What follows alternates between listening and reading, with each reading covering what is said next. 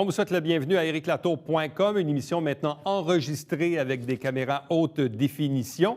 Une émission aujourd'hui entièrement dédiée à l'adoption du budget 2016 de la Ville de Saint-Jean-sur-Richelieu, avec, oui, des hausses de taxes au niveau de la hausse moyenne et surtout prendre en considération le plan de conservation des boisés.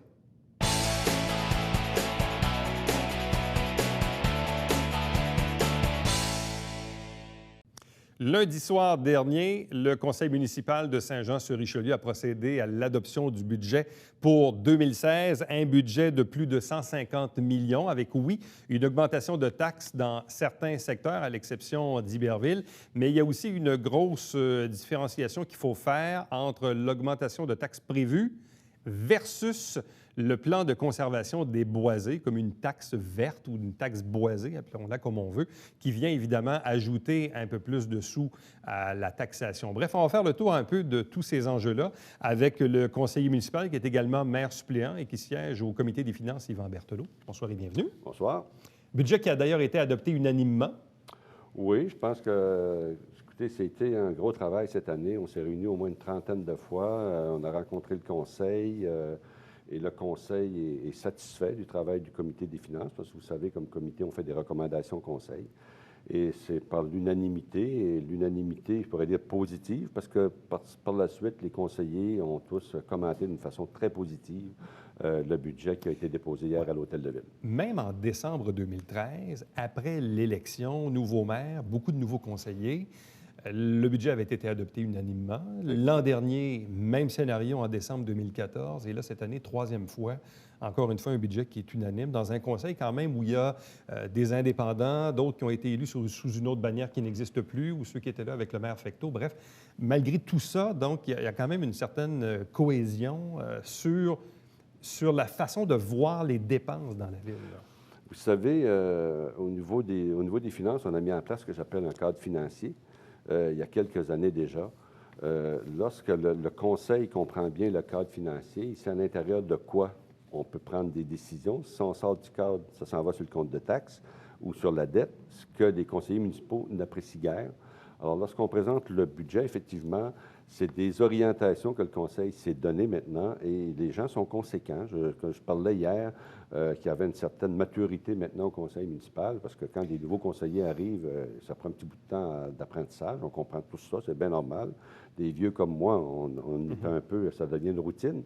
Mais on comprend qu'il y a une certaine maturité à obtenir. Puis je pense que les gens se sont rendus là, puis ils comprennent très bien les gestes qu'ils posent. Lorsque, par exemple, on a posé le geste d'imposer une taxe sur les boisés parce que c'était avec l'accord de la population. Mais il faut comprendre qu'il se retrouve dans le budget cette année. Bon, et d'ailleurs, dans la façon de présenter les chiffres, de présenter les tableaux, vous avez, je présume, donc volontairement choisi de démontrer à la population, voici le portrait avec ou sans le plan de conservation des boisés. Donc, c'était important de faire cette distinction-là? Oui, c'est important parce que nous, je veux dire, l'équipe aux finances, parce que je veux aussi reconnaître la participation de l'administration, c'est pas juste les conseillers. Nous, c'est important parce que nous, on est responsable de la hausse vraiment du budget de 1,19 %. Ça, c'est notre responsabilité à nous. Nous, on a fait un budget, on se retrouve avec 1,19 %. Donc, on dit, voici ce que ça coûte.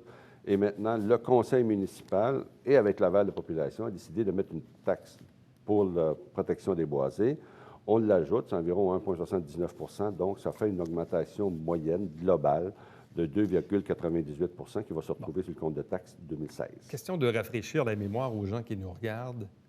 C'est quoi le plan de conservation? En quoi la population a-t-elle donné son assentiment à ça après la consultation? Et pourquoi ça coûte autant d'argent? Bon. Alors, le plan de conservation, il faut remonter à l'équipe, pas d'équipe, mais à la gestion du maire Delbecq. Donc, on avait adopté une première phase du plan de conservation qui est un règlement d'emprunt de 30 millions sur 40 ans et qui avait avec ça une scène de taxes, environ, une scène de taxes pour 100 $ d'évaluation qu'on mettait sur le compte de taxes. Pour protéger des boisés d'intérêt. Pour protéger des boisés. On a vu, on en a acheté. Bon. Ensuite, la nouvelle équipe en place qui est arrivée après les élections de 2013 a décidé d'améliorer ce plan de conservation et pour ce faire a fait un moratoire sur les boisés et a entrepris une vaste campagne de consultation auprès de la population. Donc, il y a eu plusieurs rencontres dans les secteurs, plus un sondage professionnel qui a été fait et la population a donné son aval à 71 Ça, c'est le sondage. Ça, c'est le sondage. Et la population était d'accord à 71 pour mettre une taxe sur la protection des boisés. Et il y avait une suggestion, donc il y avait un plan qui était proposé. Le Conseil s'est entendu pour effectivement faire un plan. Mais au total, ça coûte combien sauver tous ces boisés-là? Écoutez, ça va coûter au moins 50 millions. Sur combien d'années? Sur 40 ans. Là, on est déjà rendu, avec la première scène, on est rendu à 25 millions environ. Et le bout qu'on ajoute, donc la scène .73 qu'on ajoute parce que les boisés coûtent de plus en plus cher. Donc, on va cueillir 1,7 million de plus par année qui vont servir à payer les annuités sur le règlement d'emprunt. Et dans le fond, cette augmentation de taxes qu'on a cette année avec le plan de conservation, les gens vont retrouver ça sur leur compte de taxes pour les prochaines années? Pour à peu près 40 ans. 40 ans? Oui. Donc, c'est un choix politique, c'est un choix de société, là. C'est surtout un choix de société qui a été, bien sûr, confirmé par le choix politique. De conserver des boisés. Exactement. C'est parce que c'est vraiment suite à la consultation populaire que la population a dit ça. Et le politique, lui, bien, il a transformé ça en une décision du conseil municipal. Allons-y maintenant avec les chiffres, puis on va évidemment tenter de vous les présenter à l'écran, parce qu'il y a beaucoup de chiffres et on a encore une ventilation par secteur, un peu comme avant même la fusion. Donc, au total, sans le plan de conservation des boisés, l'augmentation de taxes moyenne aurait été de 1,19 %. Mais si on ajoute le plan de conservation, l'augmentation de taxes réelles moyenne pour les 5 secteurs est de 2,98 %. C'est exact. Jusque-là, c'est juste. C'est bon. Maintenant, allons-y par secteur. Secteur Saint-Jean, donc l'ancienne ville de Saint-Jean, augmentation aurait dû être de 0,87, mais avec les boisés, l'augmentation est de 2,60. Saint-Luc, l'augmentation aurait dû être de 1,76, mais avec les boisés, c'est 3,65. Par contre, dans le cas de l'ancienne ville d'Iberville, puis on tentera d'expliquer pourquoi, ces gens-là auraient dû avoir une baisse de taxe de 2,27, mais quand on ajoute la taxe sur les boisés, on arrive à une baisse quand même, une baisse de 0,66 %. Saint-Athanas, par contre, l'augmentation aurait été de 3,93 et avec la taxe sur les boisés, augmentation de 5,77 %, donc beaucoup plus que les autres secteurs. Il y a une raison à ça. Et dans le cas de l'Acadie, augmentation de 1,19 et avec le plan de conservation, 2,69. L'Acadie, 0,82, je m'excuse. 0,82, c'est mon erreur. Bon, vous me corrigez. Et l'augmentation totale est de? 2,69. 2,69. Merci pour la correction. Parlons donc de l'ancienne ville d'Iberville. Malgré le fait qu'on ajoute la taxe sur le plan de conservation, ces gens-là ont quand même une baisse de taxes. Pourquoi les taxes vont-elles baisser à Iberville? Essentiellement, c'est parce que Iberville était plus endetté que les autres villes et Iberville avait un compte de taxes déjà plus élevé que tous les autres secteurs confondus. Donc, à chaque année, lorsque nous, on calcule notre compte de taxes, on vient appuyer sur ça le remboursement des dettes de secteur. Et comme il y a plus de remboursement de dettes de secteur à Iberville qu'ailleurs, à ce moment-là, ils s'en vont généralement, depuis les dernières années, en dessous, en fin de compte, de la moyenne des autres, même une diminution. Donc, ils payaient plus avant, ils étaient plus endettés, ils ont fini de payer leurs dettes. Et au final, bien, il y a encore des dettes, là, mais je veux dire, ils en ont moins qu'avant. Exact. Et au final, cette année, ils ont une baisse. Tout à fait. Mais leurs amis de Saint-Athanase, eux, 5,77. Ça, c'est autre chose. Pourquoi? Saint-Athanase, il y a deux facteurs. Donc, essentiellement parce qu'ils n'ont pas beaucoup de dettes, donc ça ne vient pas s'appuyer sur leur compte de taxes. Et deuxième chose, souvenez-vous quand on a parlé du rôle triennal d'évaluation. C'est un nouveau rôle. Là. Le nouveau rôle de cette année, la moyenne est d'environ 4 Saint-Athanase, un secteur de Saint-Athanase, entre autres, les Mille-Roches, eux vont se retrouver avec cette augmentation de taxes-là. Ça, c'est le secteur qui est près des Frères-Maristes? Près des Frères-Maristes, parce qu'il y a eu beaucoup de nouvelles constructions. Donc, le bassin qui est autour de ça, les maisons, donc, ont augmenté, parce que les maisons qui sont construites là, il y a environ, pour ma une maison, en bas de 350 000 alors que notre maison moyenne est 269 000 ce qui veut dire que ces maisons-là prennent de la valeur. Mais ça ne sera pas tout Saint-Athanas. Si on s'en va au sud complètement à l'extrémité, où il n'y a pas eu de construction, possiblement que ces gens-là vont voir une augmentation moyenne du compte de taxes. Mais par contre, les gens qui habitent à côté de l'école secondaire Marcelin-Champagnat, eux, vont subir une hausse probablement même plus élevée que la moyenne oui, du tout groupe. à fait, à 5,77 pour environ 1 millier de résidences environ. Quand même. Oui, en comprenant tout de même le plan de conservation. Bon. Alors que du côté de l'Acadie, Saint-Jean ou l'ancien Saint-Luc, qui est quand même légèrement plus élevé, est-ce que là aussi le rôle triennal, le nouveau rôle triennal des mobilisations a un certain effet là-dessus? Oui, moins important que je dirais qu'à Saint-Athanas, mais tout de même un effet. Un petit effet d'environ 1 lorsqu'on a un rôle d'évaluation, c'est de quoi qu'on ne contrôle pas et ça a toujours un effet dépendamment des secteurs. Bon, malgré tout, puis vous me corrigerez, le budget total est de 152,9 millions, ce qui comporte quand même une augmentation d'au moins 3 en termes de dépenses. Exact. Donc, les dépenses sont quand même plus élevées que l'an passé. Un petit peu, oui. Mais malgré tout ça, est-ce que vous avez coupé ou comment a-t-on réussi à... C'est sûr qu'on coupe et on réorganise. Lorsqu'on a commencé à préparer le budget, on avait des demandes de 10 millions sur la table. Il fallait qu'on finisse à zéro. Fait que c'est le défi qu'on avait. Donc, on a rencontré, c'est pour ça qu'on a eu de nombreuses séances, on a rencontré tous les directeurs de services. Et vous m'avez entendu à nombreuses reprises, en public aussi, dénoncer le pacte fiscal avec le gouvernement du Québec. Ouais. Et là, on est rendu presque aux fêtes. La session parlementaire est terminée. Puis j'avais dit, dans le budget, la Ville de Saint-Jean écope de 1,5 million que le gouvernement ne nous redonne pas sur la baisse de taxes de vente du Québec. Ouais. Donc, le pacte fiscal, l'Union des municipalités a consenti ça. Nous, on perd 1,5 million, mais en contrepartie, on n'a rien reçu encore. On a des promesses du gouvernement du Québec. Mais pour l'instant, on n'a rien. Et nous, on doit le mettre dans le budget. Ça, c'est un point important, 1,5 million. Il y a aussi le dossier de la caisse de retraite qui nous coûte 1,8 million. C'est tout de même important. Et il y a aussi de la main-d'œuvre. Il faut qu'on réorganise un peu. La population grandit et il faut qu'on donne les services à la population. Donc, on a prévu l'embauche, par exemple, d'un directeur au niveau des communications. On veut restructurer notre service des communications pour on veut faire du développement économique, on fait du développement commercial. Il faut donc que la Ville de Saint-Jean ajoute, si on veut, une spécialité à nos communications pour rayonner à l'extérieur de la ville. Donc, si on veut que les gens viennent frapper à notre porte, il faut qu'ils sachent à quelle place est Saint-Jean-sur-Richelieu. Donc, on veut faire vraiment du rayonnement externe. Quelle est la commande que vous avez passée au directeur de service? Au directeur de service, on aurait pensé une commande de ne pas augmenter leurs dépenses de plus que 0,5 Est-ce qu'ils ont réussi? Non. Nous, oui. Ça veut dire quoi? Si eux n'ont pas réussi puis que vous avez réussi, là, juste m'expliquer, là, mais...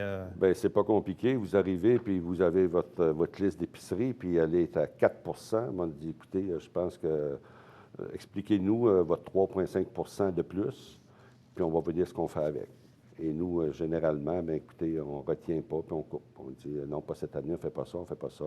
On fait des réorganisations de postes, on regarde, on peut faire des fois un bassin de dépenses. On dit, regardez, si vous avez de l'équipement, on va faire un bassin de tant de millions, vous pigerez là-dedans. Et le reste, c'est vrai. La population augmente, mais le nombre d'employés aussi augmente.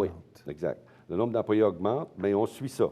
Parce qu'on fait un budget, moi, j'aimerais bien avoir des graphiques, ça parle. Et j'ai fait faire un graphique, justement, pour comparer le ratio entre l'augmentation de la population et l'augmentation des employés. Et notre courbe est bonne. C'est très bien. Lorsqu'on regarde principalement les nouveaux employés, ça a été des policiers qui ont été demandés par la population au niveau de la sécurité, une quinzaine de policiers. On a embauché des pompiers à cause du schéma de couverture de risque. Et on a créé une division environnement qu'on n'avait pas il y a quelques années. On a déjà 3 employés là-dedans avec un budget, plus, bien sûr, tous les budgets qui sont reliés à l'environnement. Donc, c'est important, toutes ces dépenses-là. Et malgré tout ça, on n'est qu'une augmentation du flot de balle de 1,19 Je pense que le Conseil reconnaît que c'est un bon budget. Vous faites référence au pacte fiscal qui n'avantage pas actuellement la Ville de Saint-Jean-sur-Richelieu. Il y a aussi le fameux projet du pont Gouin, qui a coûté des sous qui n'étaient peut-être pas vraiment prévus il y a quelques années. Ouais. Comment on s'en sort? Comment ça va coûter, ça, le pont Gouin? Le pont Gouin lui-même devrait nous coûter, avant subvention, 19 millions. C'est des chiffres que je sortais déjà. Ouais, c'est des chiffres que je sortais déjà il y a près de 2 ans. Donc, au final, le coût pour le citoyen, lui? Le coût pour les citoyens va être environ de 14 millions parce que le gouvernement nous autorise à prendre une partie de la taxe sur l'essence, environ 5 millions, et à l'appuyer sur cet investissement.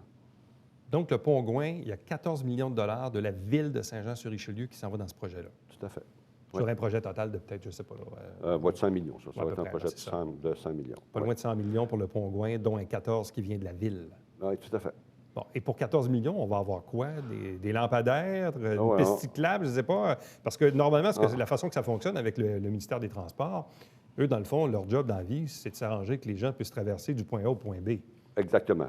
Et nous, Mais, on veut que, on parle d'ouvrage d'art, c'est ce qu'on veut. Donc, on veut un pont qui va être beau. Donc, on a prévu des belvédères, on a prévu des pistes cyclables de chaque côté, on a prévu une architecture, par exemple, pour le pont-levis, pour laisser passer les bateaux sur la bande du canal. Alors, on a vraiment un pont qui va être une signature pour la ville de Saint-Jean et qui est là pour 100 ans.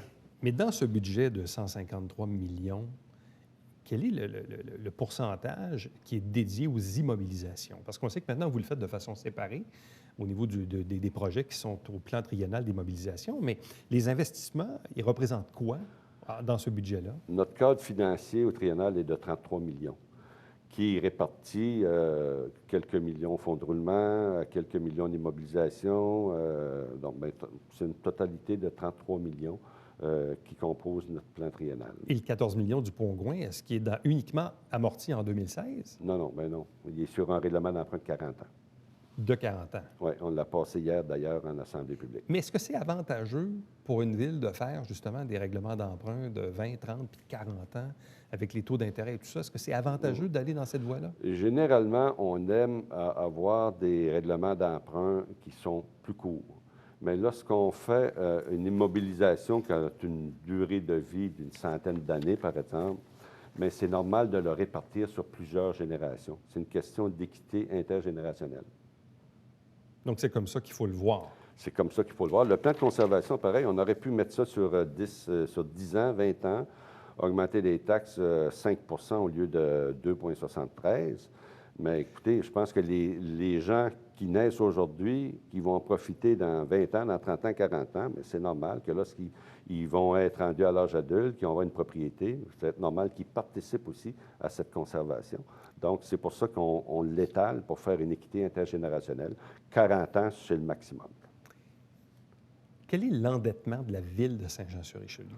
L'endettement de la ville est stable, en légère diminution, 160 millions environ. Et lorsqu'on considère qu'à l'intérieur de ça se retrouvent 25 millions de boisés, alors lorsqu'on se compare au niveau de l'endettement, par exemple, j'ai apporté un tableau parce que vous savez que le gouvernement du Québec sort des grilles d'analyse, on doit fournir des rapports à chaque année. Et on se situe au 4e rang sur 11. Lorsqu'on parle de la richesse foncière uniformisée, c'est notre assiette fiscale à nous. Tout ce qui se taxe en ville, on est rendu à 10 milliards. On est au 4e rang sur 11, ce qui est très important. Puis quand on regarde notre service de la dette, ce que ça nous coûte, 15,24 donc 15 cents sur chaque dollar de taxe qui rentre, on est qu'au 4e rang sur 11 encore. Donc, on est en bas de la médiane. Donc, on est une ville qui est en excellente santé financière. Puis, je dois dire aussi qu'on a un excellent fonds de roulement. Puis, on a aussi des réserves pour fluctuations. Je suis un gestionnaire prudent. Au niveau de l'assiette fiscale, et ça, c'est une donne où à chaque année, quand on se voit pour l'explication du budget, vous revenez souvent là-dessus, de dire, à Saint-Jean, l'assiette fiscale, elle est de X, Y, Z. Il y a une partie là-dedans qui vient évidemment du résidentiel, il y a une partie qui vient du commercial ou de l'industriel. Puis souvent, votre marotte, c'est de dire qu'il n'y a pas assez d'industriel ou de commercial, ou en tout cas surtout pas assez d'industriel, contrairement peut-être à d'autres villes au Québec, au niveau de l'assiette fiscale. Ça l'est toujours. On a toujours un déficit parce que au niveau des services, on a une meilleure moyenne que l'ensemble des villes du Québec. Par contre, lorsque ça arrive sur le compte de taxes résidentielles, ça coûte un petit peu plus cher.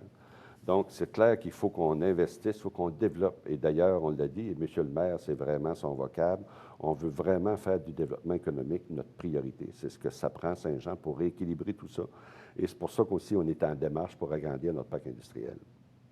Mais dans les prévisions moyen-long terme, puis on le voit, on le sait, il y a des projets domiciliaires encore dans certains secteurs de la ville, il y en a dans Saint-Eugène, puis là, on verra évidemment ce qui va se passer avec le golfe de la Mairie ou les Légendes ou même le golfe Saint-Jean ou d'autres secteurs. Encore là aussi, il y a souvent un enjeu de surdimensionner des conduites parce que c'est bien beau de dire j'ai des terrains, mais encore faut-il que les services soient adéquats, ça demande de l'investissement, etc., etc. Il y a du côté d'Iberville aussi, il y a encore des terrains disponibles. Bref, c'est quoi, dans une vision moyen-long terme, la prévision d'élargissement de l'assiette fiscale de la ville? Dans le moyen et long terme, tout passe par... Bon, il y a notre parc industriel, c'est un volet. Le deuxième volet, c'est notre réseau. Vous savez qu'on a encore des réseaux qui sont combinés. Oui. Donc, tant le pluvial que les égouts sanitaires sont dans le même tuyau. Ça n'a pas de sens. Ça, c'est ce qu'on fait depuis 10 ans. On doit avoir investi, je vais vous faire sortir les chiffres, là, justement, je les ai demandés. On a au-dessus de 120 millions d'investis pour séparer les réseaux. Parce que le problème qu'on a, par exemple, on regarde à Saint-Athanas-Sud et tout ça, comment voulez-vous qu'on sépare un réseau qui vient jeter dans un réseau qui est combiné? Les tuyaux sont gros de même, deux tuyaux, puis ça vient d'un tuyau comme ça ne fonctionne pas. Donc, c'est la même chose pour Saint-Eugène. Donc, tant qu'on n'aura pas réhabilité notre centre-ville, on ne pourra pas permettre à Saint-Eugène de se développer. On appelle ça, moi j'appelle ça le syndrome de la goutte, là. Du moment qu'on ajoute une goutte dans le réseau, il faut savoir où elle va, puis il faut savoir si on a pu en libérer une pour en mettre une. Sinon, on ne peut pas le faire parce qu'on a des ouvrages de survesse qui sont limités et il faut cesser d'en avoir. Bon, vous ouvrez une porte, faites référence aux travaux dans le Vieux-Saint-Jean là, qui sont en cours depuis quelques années avec l'entrée sud, l'entrée nord, éventuellement le pont-Gouin, puis éventuellement on va ouvrir ici pour enfouir les fils et tout, changer les conduites. Est-ce qu'on est toujours dans un investissement d'environ 40 millions de dollars sur 7 ans? Est-ce que c'est encore ça ou si ça n'a pas augmenté avec le temps? Écoutez, si on ne tient pas compte du Pont-Gouin et des alentours, là, je pense qu'on devrait être dans un 40 millions. Je pense que c'est un chiffre qui est encore raisonnable. Et encore là, c'est sur un règlement d'emprunt sur du long terme? Oui, c'est du long terme. On a des règlements de 30 ans là-dedans, effectivement, sur le long terme. Je reviens à la grille qu'on vous a présentée en début d'entrevue au niveau de la taxation par secteur. Parce que la compréhension que j'avais, c'est que, bon, pour le premier 10 ans de la fusion, oui, c'est vrai, il y avait des fluctuations entre Saint-Jean, puis Saint-Luc, puis Iberville, puis Saint-Athanas et l'Acadie. Or là, maintenant, est-ce qu'on peut parler d'uniformisation ou si on doit encore, comme on le fait, là, de présenter, de dire, ouais, à Saint-Jean, c'est plus ou c'est moins? Pourquoi on est encore obligé de montrer et de détailler une grille de taxation par ancienne ville, par secteur? On en a encore, je dirais, entre 13 et 15 ans. Ah oui? Oui, parce qu'il ne faut pas oublier que les anciens secteurs sont arrivés avec leurs dettes, mais à partir de 2002, les dettes se faisaient dans chaque secteur. Donc, de 2002 à 2010, on parle, disons, des infrastructures dans Saint-Gérard, par exemple. Les infrastructures dans Saint-Gérard ont été assumées uniquement par les résidents du secteur Saint-Jean. Donc, là, ce règlement d'emprunt-là va finir peut-être en 2025, par exemple. Donc, à chaque année, ça se rembourse. Donc, l'harmonisation pour dire on est tous grandes villes et maintenant les travaux sont répartis à l'ensemble de la population ont commencé au début de 2011.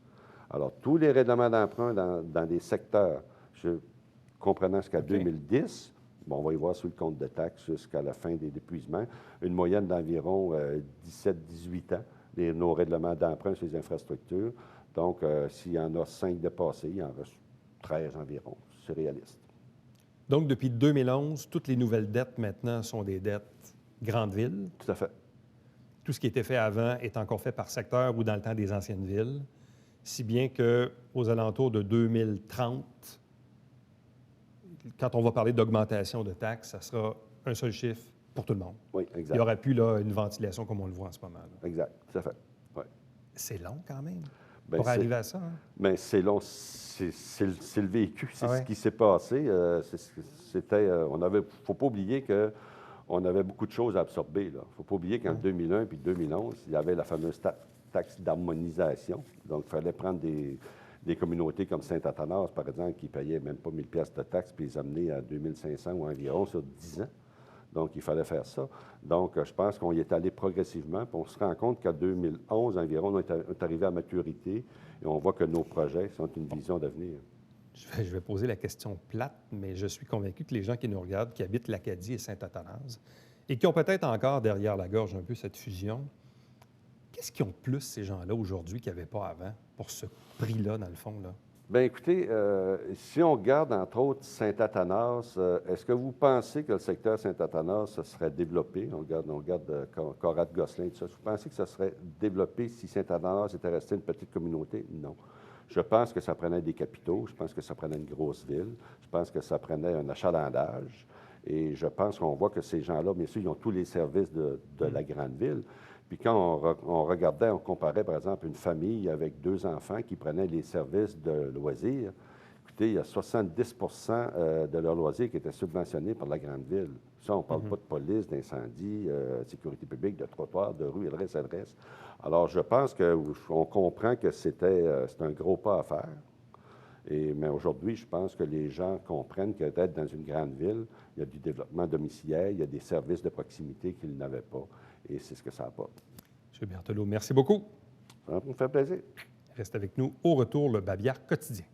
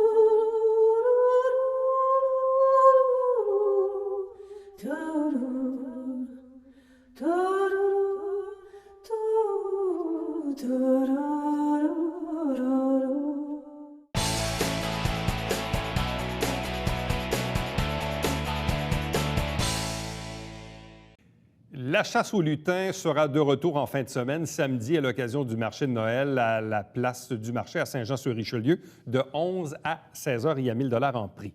À chaque semaine, on vous présente des extraits du conseil municipal. L'émission s'appelle Saint-Jean-sur-Richelieu. On vous rappelle également notre télébingo tous les dimanches matin à 9h30 en direct avec 3 500 $ en prix, dont la carte pleine qui est à 2 000. Et nous, on se fixe rendez-vous demain.